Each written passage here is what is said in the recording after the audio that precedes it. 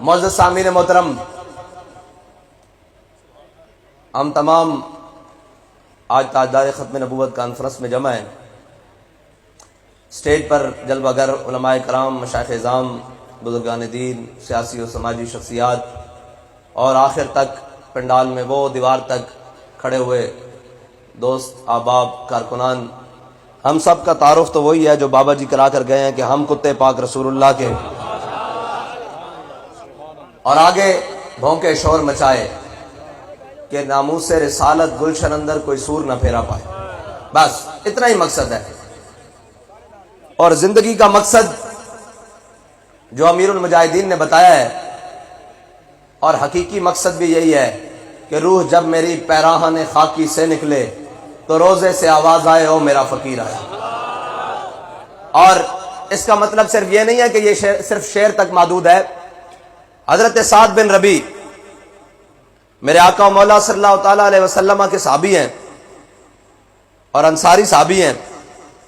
حضور سید عالم صلی اللہ تعالیٰ علیہ وسلم غزوہ احد سے پہلے حضرت سعد بن ربیع کے گھر اچانک تشریف لائے۔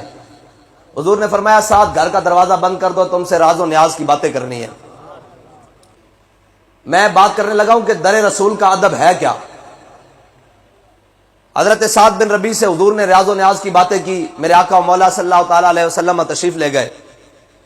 حضرت سعد بن ربیع کی بیوی آ گئی، گھر والی آ گئی، کہا کہ سعد بتاؤ تمہارے ساتھ حضور نے کیا باتیں کی ہیں۔ حضرت سعد بن ربیع چونک گئے، کہا ثقلت قوم میں کا، فرمایا تجھے تیری ماں روئے، یہ عرب کے اندر بدعا ہے۔ کہا تجھے تیری ماں روئے تو کیا پوچھتی ہے، تجھے کیا لگے حضور نے میرے ساتھ کیا باتیں کی ہیں، کیونکہ حضور نے تو فرمایا تھا ساتھ تیرے ساتھ راز و نیاز کی باتیں کرنی ہے۔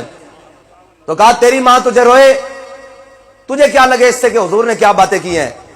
آگے سے وہ خاتون، وہ حضرت سعد کی زوجہ کہنے لگی کہ سعد میں نے دروازے کے پیچھے کھڑے ہو کر وہ ساری باتیں سن لی ہیں جو حضور نے آپ کے ساتھ کی ہیں۔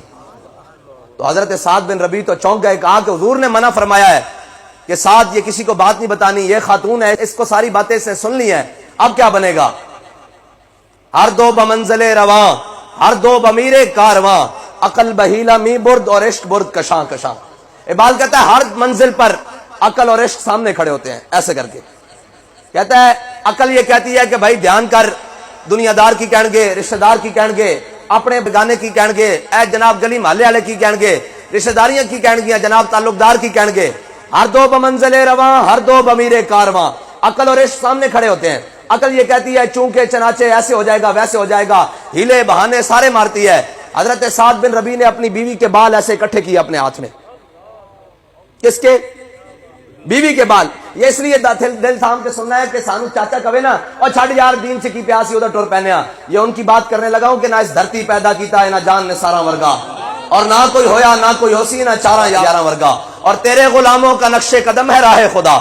میں ان کی بات کرنے لگا ہوں کہ ان اللہ نظر فی قلوب العباد، اللہ نے ازل میں جن کے دل کی طرف دیکھا، اپنے حبیب کے صحابہ سے پاکیزہ دل کسی کے نہیں پائے، رب نے ان کی نوکری لگائی کہ تم جا کر میرے حبیب کی پاسبانی کرو، میرے حبیب کے دین کی مدد کرو، میرے حبیب کے در اقدس پر جا کر بیٹھ جاؤ۔ میں ان کی بات کرنے لگا ہوں جو ناموس رسالت کے سب سے پہلے پہرے دار ہیں، میں ان کی بات کرنے لگا ہوں۔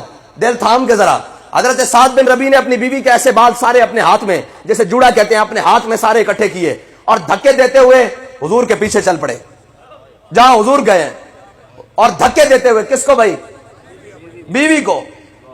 اور صحابی رسول، اور جب وہ رونے لگی چیخنے لگی اور جناب دھکے دیتے ہوئے جس طرف حضور جا رہے ہیں، نکلے گلی کے سے باہر، اب خاندان والے بھی اسی گلی میں بستے ہوں گے، شہر والے بھی اسی گلی میں بستے ہوں گے۔ جب عورت کی آواز بلند ہوئی، میرے آقا مولا صلی اللہ علیہ وسلم نے پیچھے سے سنی کہ کسی خاتون کی آواز آ رہی ہے رونے کی، حضور رکے، حضور نے پیچھے مڑ کر دیکھا تو سعد بن ربیع آ رہے ہیں۔ میرے آقا مولا صلی اللہ تعالیٰ علیہ وسلم نے فرمایا سعد بن ربیع اس کو چھوڑ دے، چھوڑ دے، اس کو چھوڑ دے۔ کہا یا رسول اللہ آپ نے مجھے کہا ہے کہ میں نے تم سے راز کی بات کی ہے، یہ میری بیوی ہے، اس نے راز کی بات سن لی ہے، کل مدینے میں بات پھیل جائے، آپ یہ کہیں کہ ساتھ تجھ سے ایک راز نہ رکھا گیا، میں اس کو آپ کی بارگاہ میں لے کر آ رہا ہوں، یا رسول اللہ حکم دیں اس کی گردن اتارنی ہے یا طلاق دینی ہے، ابھی فیصلہ کریں۔ یہ ہے حضور کی بارگاہ، ہاں یہ ہے حضور کی بارگاہ، اتنی حساسیت کہ قیامت تک کوئی یہ نہ کہے کہ سعد حضور کا راز نہیں رکھ سکا۔ ہاں یہ ہے صحابہ، نہ اس دھرتی پیدا کیتا ہے نہ جان نہ سارا مرگا، اور روح میری جب پیراہن خاکی سے نکلے۔ اتنی وفاداری کے باوجود حضرت سعد بن ربیع میدان احد میں آپ کو 70 زخم لگے. میرے آقا مولا صلی اللہ علیہ وسلم نے جب احد شریف کا معرکہ ختم ہوا، حضور نے ایک صحابی کو بھیجا، کہا جاؤ میدان میں سعد بن ربیع کو تلاش کرو، وہ جانے خبر ہیں اور ہر خبر ہے ان سے وابستہ. ارے وہ بے خبر، انہیں بے خبر جانا تو کیا جانا ہے جی. اور حضرت سعد بن ربیع کو حضور نے کہا اس صحابی کو کہ جا کر دیکھو کہاں تلاش کرو، اگر وہ مل جائیں تو انہیں میرا سلام کہنا اور ان سے کہنا کہ بتاؤ، حضور پوچھتے ہیں کہ میں نے جو آپ کو حق پہنچایا ہے تم نے اس کو کیسا پایا، جو میں نے اللہ اور اس کا رسول کا پیغام تمہیں پہنچایا ہے وہ کیسا پایا. تو حضرت سعد بن ربیع کو وہ صحابی ڈھونڈتے ڈھونڈتے زخمیوں کے اندر ایک جگہ پہنچے. انہوں نے کہا کہ حضرت سعد بن ربیع ایسے سانس لے رہے تھے جیسے بھٹی میں سے دھواں باہر نکلتا ہے، ایسے سانس لے رہے تھے. اور کہتے ہیں جب میں ان کے سر پر پہنچا تو میں نے کہا کہ حضور نے آپ کو سلام کہا ہے. کہتے ہیں انہوں نے بڑی ہلکی سی آواز میں، جتنی ان کے اندر جان باقی تھی، روح باقی تھی، انہوں نے جناب جواب دیا وعلیکم السلام، اور کہا کہ ہمارے آقا مولا صلی اللہ علیہ وسلم پوچھتے ہیں کہ سعد بتاؤ جو میں نے تمہیں پیغام دیا، حق پہنچایا، وہ کیسا پایا تم نے. تو انہوں نے کہا یا رسول اللہ آپ نے ہمیں حق پہنچانے کا حق ادا کر دیا. کہا یہ حضور کی بارگاہ میں میرا جا کے عرض کر دینا کہ یا رسول اللہ آپ نے ہمیں حق پہنچانے کا حق ادا کر دیا.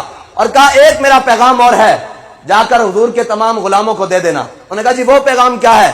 کہا کہ وہ پیغام یہ ہے کہ یاد رکھنا جب تک تم میں سے کوئی ایک آنکھ بھی جھپکتی ہے تو کوئی حضور تک پہنچ گیا، قیامت والے دن اللہ اس کا عذر قبول نہیں کرے گا، کہے گا تو زندہ تھا، کوئی نبی تک گیا کیسے ہے، کوئی میرے حبیب تک گیا کیسے ہے. کہتے ہیں یہ انہوں نے پیغام دیا، اتنی دیر میں حضور بھی تشریف لے آئے. کوچا کوچا میں مہکتی ہے یہاں بوئے قمیص، اور یوسفستان ہے ہر گوشہ کے نان عرب، تاب میرا سحر کر ملک بیابان عرب، غازہ روح قمر دودھ چراغان عرب. ہیں جی اعلیٰ حضرت فرماتے ہیں نا کہ لوگ عطر لگاتے ہیں اور جناب خوشبو پھیلتی ہے. کہتے ہیں کہ جہاں کہیں سے مدینے کی گلی سے تازی تازی خوشبو آتی نا، صحابہ سمجھ جاتے کہ حضور یہاں سے ابھی ابھی ہو کر گزرے ہیں. امبر زبی ابیر ہوا مشتر غبار، ادنا سی یہ شناخت تیری راہ گزر کی ہے. حضرت سعد بن ربیع حضور میرے آقا مولا صلی اللہ علیہ وسلم حضرت سعد بن ربیع کے اوپر خود کھڑے ہوئے. جب انہوں نے حضرت سعد بن ربیع نے دیکھا نا تو اپنا زخمی جسم گھسیٹ کر حضور کے قدمین کے اوپر رکھ دیا اور عرض گزار ہوئے منم بہبی تمنا کہ بوقتیں جا سپردم برخ تو دیدہ باشی تو درونے دیدہ باشی. یا رسول اللہ زندگی کی ایک آرزو تھی کہ دنیا سے جا رہا ہوں، آپ مجھے دیکھ رہے ہوں اور میں آپ کو دیکھ رہا ہوں، بس اتنی سی بات ہے جب روح میری پیراہن خاکی سے نکلے. اور یہ بات ایسے گپ نہیں ہے. حضرت ممتاز قادری علیہ رحمہ جب آپ کو تختہ دار کی طرف لے کر جانا، میں پنجابی گل کرا، حضرت ممتاز حسین قادری نو جدو تختہ دار پھٹے دی طرف لے کے جا رہا نا تے جناب آپ نو لے گیا، آپ نو تے چڑھا دیتا تے منہ تے غلاف پان لگے. آپ فرمایا مجرمہ دے منہ تے غلاف پائی دے نہ ستا عشق دا پھندا چوم کے لے آیا. منہ تے غلاف پان دی لوڑ نہیں ہے. ممتاز قادری نے کیا کہ جناب میرے گل وچ پھندا پا دو. تے صاحب ظاہر رات نو انہوں نے 12 بجے پھانسی دینی سی تے اجے 7-8 منٹ رہندے سن. فرمایا پا دیو. تے آکھیا کہ جدوں میں لبیک دا نعرہ لاواں نا، لبیک دا نعرہ لاواں تے تساں پھٹا کھچ دینا. پھر بابا جی نے آخیا لبیک دا نعرہ لان دا مطلب ایسی کہ سامنے حضور آن گے تے میں لبیک دا نعرہ لانا تسی تھلو پھٹا کچ دینا. بس روح جب میری پیراہن خاکی سے نکلے تو روزے سے آواز آئے او میرا فقیر آیا. اور میرے آقا مولا صلی اللہ تعالیٰ علیہ وسلم غزوہ تبوک شریف میں تشریف لے گئے. حضرت ابو خیثمہ انصاری یہ حضور کے صحابی ہیں، یہ حضور کے ساتھ نہیں گئے. یہ ہے تڑپ. حضرت ابو خیثمہ انصاری حضور کے ساتھ نہیں جا سکے. اور تبوک کی گرمی وہ گرمی ہے جس میں آج بھی بندہ جائے نا تو بندے کو احساس ہوتا ہے کہ بھائی گرمی اس کو کہتے ہیں. اے مروڑ دی گرمی اس کے سامنے کچھ بھی نہیں، جڑی عرب دی گرمی. میرے آقا مولا صلی اللہ علیہ وسلم تب دے سہراواں وچ سیاح ایک سیاح ہے، انہیں لکھیا انہیں کیا میں اج بھی اج اس زمانے مرسڈیز گڈی جو تے جدو تبوک دے مقام تے پہنچا نا تے مرسڈیز دا اے سی بھی بند ہو گیا سی. تے کہندا میں باہر نکل کے انج صرف تھوڑی دیر دھوپے اندر کھڑا ہویا تے میں اپنے آپ تو باہر میرا دل گھٹن لگ پیا تے میں رون لگ پیا کہ یا رسول اللہ تسی 1400 سال پہلے ایتھوں اپنے غلاماں نال گزرے ہو دین واسطے. ہاں جی میرے آقا مولا صلی اللہ علیہ وسلم تبوک تشریف لے گئے اپنے غلاماں نال. حضرت ابو خیثمہ انصاری گھر آئے تے جناب پانی چھڑکیا ہویا، تازہ پانی بھریا ہویا، مٹکے چلے جناب تندور دی تازہ روٹی بنی ہوئی، سالن بنیا ہویا تے جناب لسی بھی موجود، مکھن بھی موجود، ساری لوازمات موجود. جدو این جناب چارپائی ہوتے چڑھ کے روٹی کھان لگے نا تے دل وچ خیال آیا کہ یار تو خیثمہ ایتھے روٹی کھا رہا، حضور تے تپدے ہوئے سہراواں وچ جا رہے ہیں. تے کہندے انہوں نے اس سے ٹائم لقمہ نہیں بھریا، اپنی گھر والی نو کیا کہ اس روٹی نو